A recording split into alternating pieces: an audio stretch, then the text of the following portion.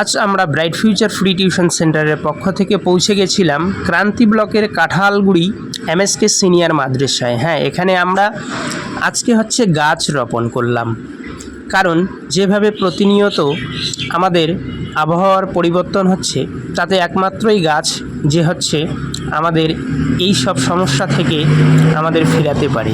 তাই গাছ লাগান, প্রাণ বাঁচান। আপনারাও এগিয়ে আসুন। পর্যাপ্ত পরিমাণে এই মাদ্রাসায় জায়গা রয়েছে। আপনারা যদি একটুখানি সহযোগিতার হাত বাড়িয়ে দেন, তাহলে কিন্তু এই মাদ্রাসায় অনেকগুলো গাছ লাগানো যেতে পারে।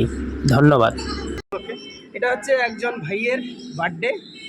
ওই দাদা ভাইটাই বিভিন্ন স্কুল কলেজগুলোতে 12টা 10টা যে যতটা পারছে ওইভাবে আমার ইয়েতেই মানুষকে দেওয়া হচ্ছে। খুব ভালো কাজ। আপনারাও এগিয়ে আসুন। এই মাদ্রাসা অনেক পর্যটনের জায়গা রয়েছে। মোটামুটি এখানে 1000 গাছের প্রয়োজন, তাই না?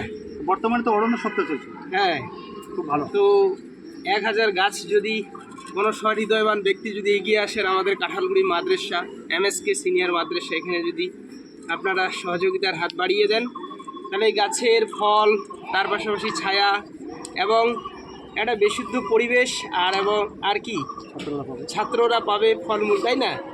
ছায়া পাবে, মানুষ অক্সিজেন পাবে, অনেক কিছু জিনিসই পাবে।